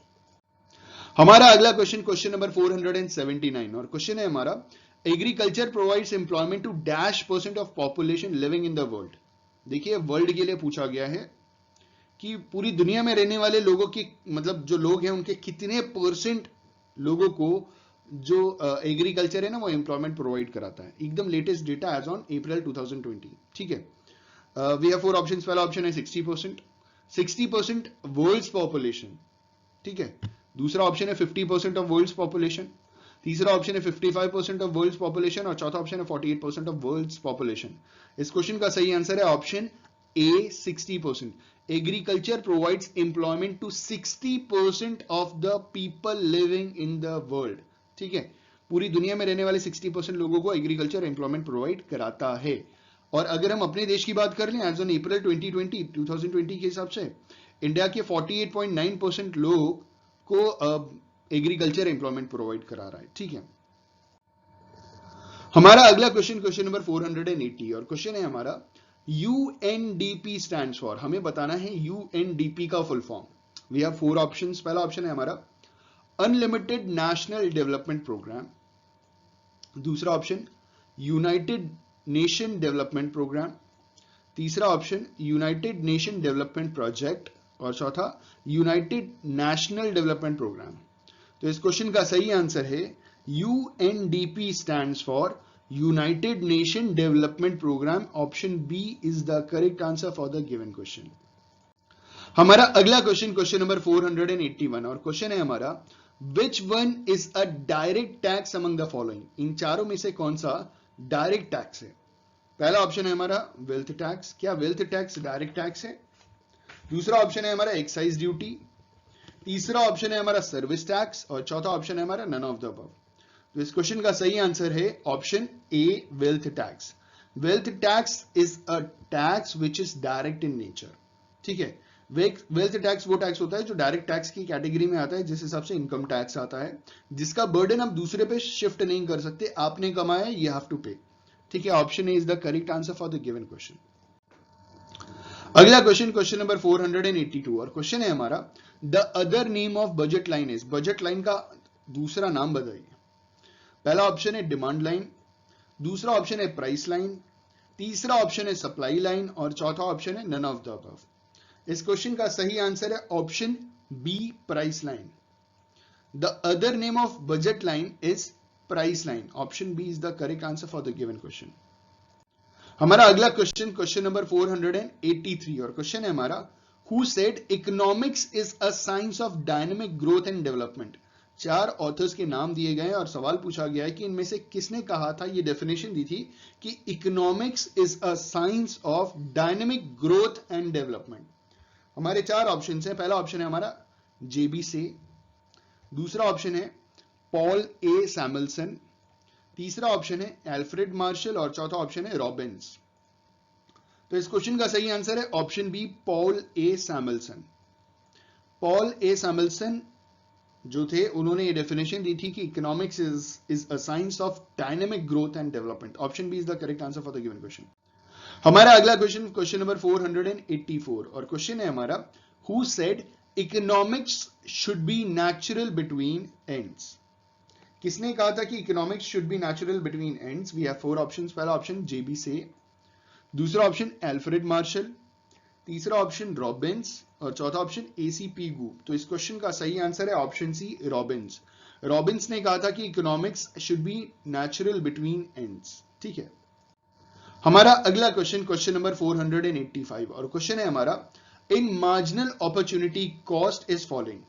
अगर मार्जिनल अपॉर्चुनिटी कॉस्ट अगर फॉल कर रही है the PPF would be, PPF का मतलब होता है प्रोडक्शन पॉसिबिलिटी फ्रंटियर, जिसे हम पीपीसी कर्व भी कहते हैं ना, प्रोडक्शन पॉसिबिलिटी कर्व। तो PPF is production possibility frontier. यहां सवाल पूछ रहे हैं कि अगर मार्जिनल अपॉर्चुनिटी कॉस्ट फॉल करेगी तो पीपीएफ जो है प्रोडक्शन पॉसिबिलिटी फ्रंटियर का क्या होगा, would be a straight line, पहला ऑप्शन। दूसरा ऑप्शन वुड बी कॉनकेव, तीसरा ऑप्शन बैकवर्ड बेंडिंग और चौथा ऑप्शन कॉन्वेक्स। तो इस क्वेश्चन का सही आंसर है option D convex. The marginal opportunity cost is following the production possibility frontier would be convex to the origin, ठीक है। अगला क्वेश्चन है हमारा क्वेश्चन नंबर 486 और क्वेश्चन है हमारा which of the following would result in rightward shift in PPF. इनमें से कौन सा एक ऐसा कंडीशन है जिसे जो हमारा प्रोडक्शन पॉसिबिलिटी फ्रंटियर है ना वो राइटवर्ड शिफ्ट करेगा, ठीक है। We have 4 options. पहला ऑप्शन है हमारा an increase in investment in speculative activities by diverting funds from other productive activities. दूसरा ऑप्शन है a reduction in unemployment rate. तीसरा है the discovery of new gold reserves in the country. और चौथा है increase in number of people taking leisure activities by taking early retirement from their jobs. तो इस question का सही आंसर होगा option C. The discovery of new gold reserves in the country की मदद से क्या होगा कि जो हमारा प्रोडक्शन पॉसिबिलिटी फ्रंटियर है ना, वो राइटवर्ड शिफ्ट हो जाएगा. राइटवर्ड शिफ्ट का मतलब देखिए, जो प्रोडक्शन पॉसिबिलिटी कर्व बनाते हैं, जिसे हम प्रोडक्शन पॉसिबिलिटी फ्रंटियर कहते हैं, वो एक ओरिजिन का कॉनकेव बनता है. और ये जो कॉनकेव जो लाइन बनी है, these are combination of two goods with the given resources. इससे अगर अंदर कोई पॉइंट आता है, इस कॉनकेव लाइन के अंदर अगर कोई पॉइंट बनता है हमारा, तो इसका मतलब we are not effectively utilising our resources. और अगर इसके बाहर बनता है, तो पहली बात बाहर बन नहीं सकता, और बनता है तो बहुत सारी कंडीशन होती है. जैसे कोई हाईली एडवांस कोई मशीनरी आप खरीद करके ले आए, तो वो बाहर चला जाता है. इन्होंने वही सवाल पूछा है कि हमारे पास जो भी रिजर्व है, अगर उस रिजर्व में कुछ नए एडिशनल रिजर्व्स जुड़ जाएंगे तो पीपीएफ राइटवर्ड शिफ्ट हो जाएगा. ठीक है, option C is the correct answer for the given question. हमारा अगला क्वेश्चन नंबर 487 है, और क्वेश्चन है हमारा, calculate income elasticity for a house hold when the income of this household rise by 5% and the demand for butter does not change at all. लो, सवाल पूछा जा रहा है कि आपको कैलकुलेट करना है इनकम इलास्टिसिटी एक हाउस होल्ड का, जब इनकम बढ़ रहा है 5% एक हाउस होल्ड का, लेकिन बटर का डिमांड चेंज नहीं हो रहा. ठीक है, तो यहां पे क्या होगा, इनकम इलास्टिसिटी क्या होगा, is infinity. Option A. Option B is 1, option C is 5 और ऑप्शन डी इज 0. तो आपकी इनकम बढ़ने पे, अगर आपकी इनकम कुछ भी इनकम बढ़ी और कोई भी जो आप गुड्स खरीद रहे हैं वो उसके परचेज में अगर कोई चेंज नहीं है, उसके डिमांड में कोई चेंज नहीं है, तो यहाँ पे जो इनकम इलास्टिसिटी होगी ना, वो क्या हो जाएगी, वो हो जाएगी 0. कोई फर्क नहीं पड़ा, सब इल्लेपो हो गया. Option D is the correct answer for the given question. हमारा अगला क्वेश्चन है क्वेश्चन नंबर 488, और क्वेश्चन है हमारा, if the goods are perfect substitutes for each other then cross elasticity is.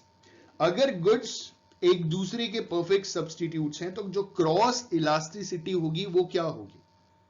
पहला ऑप्शन इनफाइनाइट, दूसरा ऑप्शन 1, तीसरा ऑप्शन 0 और चौथा option none of the above. तो इस क्वेश्चन का सही आंसर है option A, infinite. If the goods are perfect substitutes for each other then cross elasticity is infinite.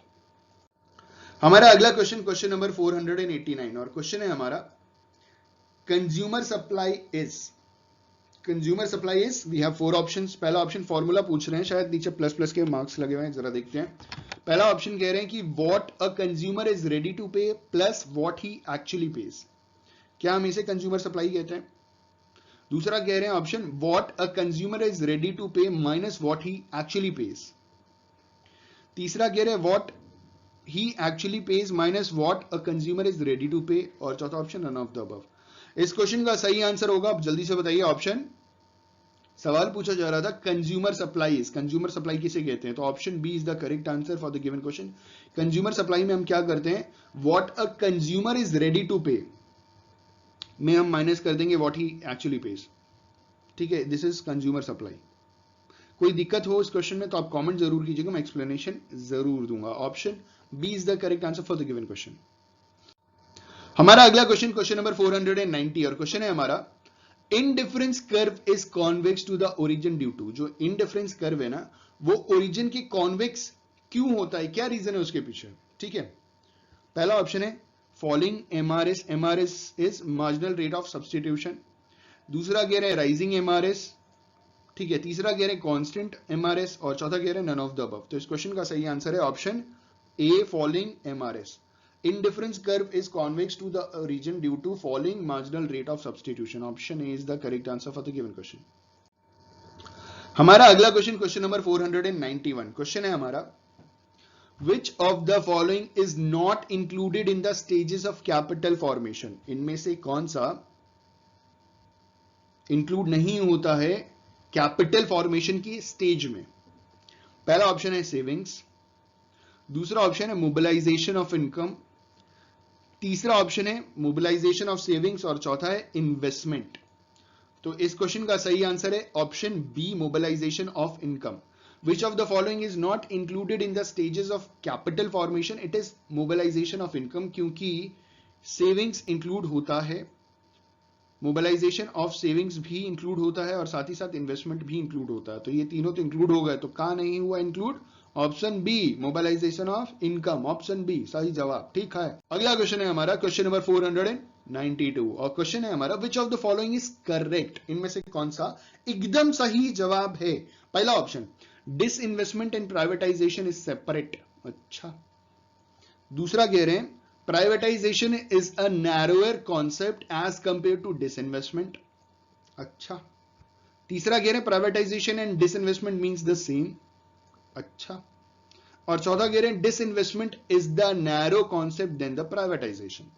अच्छा, तो इस क्वेश्चन का सही आंसर है option D, disinvestment is the narrow concept then privatisation. Option D is the correct answer for the given question.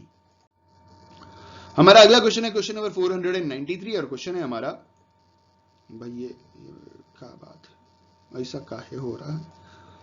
हमारा अगला question 493 और question है हमारा, in the year 1973-74 the maximum marginal rate of individual income tax was as high as.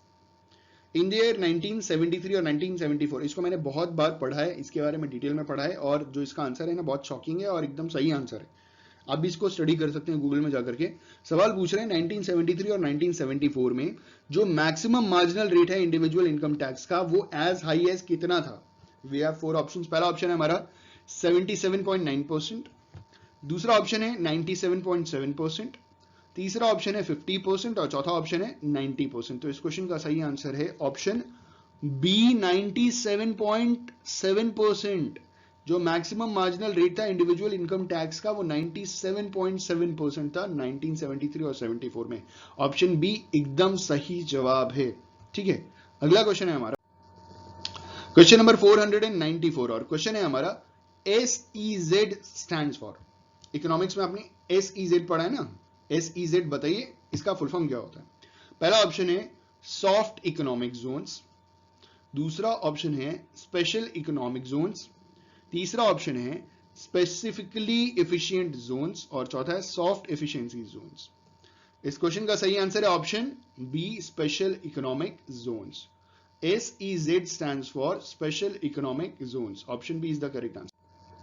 हमारा अगला question है question number 495 और question है हमारा FRBMA 2003 emphasizes on the following except। जो FRB है ना, जिसका फुल फॉर्म मैंने नीचे लिखा है, देखिए FRBA का फुल फॉर्म देखिएगा the fiscal responsibility and budget act 2003। तो FRBA का फुल फॉर्म है the fiscal responsibility and budget act, ये 2003 में आया था। इन्होंने बोला कि ये सारी चीजों पे एम्फेसाइज कर रहा है लेकिन एक चीज पे नहीं कर रहा है। ठीक है, पहला ऑप्शन है रेवेन्यू लेड फिस्कल कंसोलिडेशन, दूसरा है रैशनलाइजेशन ऑफ टैक्स रिजाइम, तीसरा है improve competitiveness of domestic goods and services in a globalised economic environment और चौथा कह रहे हैं कैपिटल लीड फिस्कल कंसोलिडेशन। तो इस क्वेश्चन का सही आंसर है ऑप्शन क्या है जरा बताइएगा? Option D. Option D is the correct answer. FRBMA, that is the Fiscal Responsibility and Budget Act 2003, emphasizes on everything except capital led fiscal consolidation। ठीक है, बाकी तीनों के ऊपर उसने एम्फेसाइज किया था, जोर दिया था, मतलब ये तीनों चीजें एक्ट के अंदर एनैक्टेड थी, मतलब लागू थी एक हिसाब से, लेकिन capital led fiscal consolidation included नहीं था। हमारा अगला क्वेश्चन क्वेश्चन नंबर 496 क्वेश्चन है हमारा tax reform committee was set up in. India में जो टैक्स रिफॉर्म कमेटी है ना वो किस साल सेटअप हुई थी? We have 4 options. पहला ऑप्शन है 1992, दूसरा ऑप्शन है 1991, तीसरा ऑप्शन है 1994 और चौथा ऑप्शन है 2000। तो इस क्वेश्चन का सही आंसर है option B 1991। Tax reform committee was set up in the year 1991। Option B is the correct answer for the given question.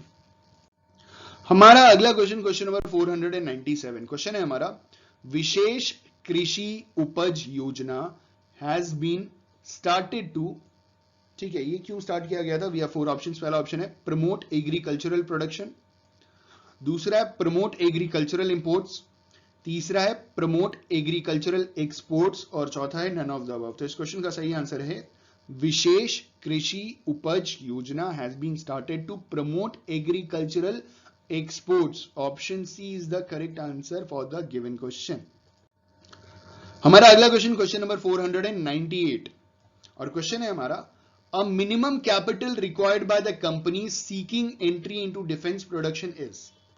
कोई भी कंपनी डिफेंस प्रोडक्शन में जब एंटर करना चाहती है तो उसके लिए मिनिमम कैपिटल गवर्नमेंट ने कितना तय कर रखा है? We have 4 options. पहला ऑप्शन है ₹100 करोड़, दूसरा ऑप्शन है ₹10 करोड़, तीसरा ऑप्शन है ₹200 करोड़ और चौथा ऑप्शन है ₹50 करोड़। तो इस क्वेश्चन का सही आंसर है ऑप्शन ए ₹100 करोड़। अगर it is a minimum capital required by a company seeking entry into defence production, 100 crore is the minimum capital, right? Option A is the correct answer for the given question. अगला question है हमारा question number 499 और question है हमारा economic reforms in India was started in the year. Bharat के अंदर economic reforms किस साल शुरू हुआ था? इकोनॉमिक रिफॉर्म्स आपको मालूम है ना, लिबरलाइजेशन, प्राइवेटाइजेशन, ग्लोबलाइजेशन। ये हमारे देश में जो न्यू इकोनॉमिक पॉलिसी आई थी वो किस साल शुरू हुई थी? We have 4 options. पहला ऑप्शन है in the year 1990, दूसरा ऑप्शन है 1991, तीसरा ऑप्शन है 1992 और चौथा ऑप्शन है 1993 तक। तो इस क्वेश्चन का सही आंसर है option B 1991। Economic reforms in India was started in the year 1991। ठीक है, और आखिरी क्वेश्चन, क्वेश्चन नंबर 500। जोरदार, बड़ा अच्छा लग रहा है। अगर आपने ये 500 क्वेश्चंस पढ़ लिए हैं तो आई बिलीव कि आपके लिए बहुत अच्छी तैयारी हो गई होगी।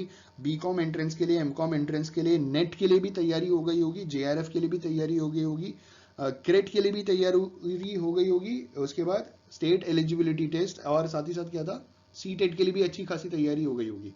ठीक है, अगर वीडियो पसंद है तो लाइक और कमेंट जरूर कीजिएगा। अगर वीडियो बेनिफिशियल रहे तो प्लीज शेयर जरूर कीजिए, लाइक और कमेंट जरूर कीजिए। आइए हमारे आखिरी क्वेश्चन पे। क्वेश्चन है हमारा which of the following statement is correct. पहला कह रहे हैं in 1991 foreign exchange reserve was just sufficient to finance import of 3 days। दूसरा स्टेटमेंट कह रहे हैं कि 1991 foreign exchange reserves were just sufficient to finance import of 3 weeks। तीसरा कह रहे हैं in 1991 foreign exchange reserves were just sufficient to finance import of 3 months और चौथा कह रहे हैं 1991 foreign exchange reserves were just sufficient to finance imports of oil bill of 3 weeks। तो इस प्रश्न का सही उत्तर आपको बिल्कुल मालूम है और वो है सही जवाब ऑप्शन बी। 1991 में जब न्यू इकोनॉमिक पॉलिसी आई थी ना, तो न्यू इकोनॉमिक पॉलिसी बनाने से पहले क्या हुआ था कि इंडिया के पास सिर्फ 3 हफ्ते का फॉरेन इंपोर्ट का के लिए फॉरेन एक्सचेंज रिजर्व था। ठीक है, तो उस टाइम जो डॉक्टर मनमोहन सिंह जी हैं वो उस टाइम फाइनेंस मिनिस्टर थे, तो वो गए थे इंटरनेशनल मॉनेटरी फंड पैसा मांगने के लिए कि भैया हमको कुछ आप हेल्प कर दो। तो इंटरनेशनल मॉनेटरी फंड ने कहा कि हमारे देश की जो पॉलिसीज बनाई गई है, पैसा तो दे देंगे, वापस कहां से कीजिएगा, क्योंकि हमारे देश में फॉरेन इन्वेस्टमेंट का कोई मेजर सोर्स था नहीं। तो जाकर के हमारे देश में न्यू इकोनॉमिक पॉलिसी बनाई गई जिसमें लिबरलाइजेशन, प्राइवेटाइजेशन और ग्लोबलाइजेशन आया, जिससे फॉरेन इन्वेस्टमेंट हमारे देश में है एफडीआई के फॉर्म में और एफआईआई के फॉर्म में। ठीक है, तो ये option B is the correct answer for the given question. I just hope and believe कि ये जो 500 क्वेश्चन, तो ये जो क्वेश्चंस हैं आपके लिए बहुत बेनिफिशियल रहे होंगे। अगर वीडियो पसंद है तो लाइक शेयर कमेंट करना ना भूलें। Thank you so much, all the best for your examination. Thank you, have a good day.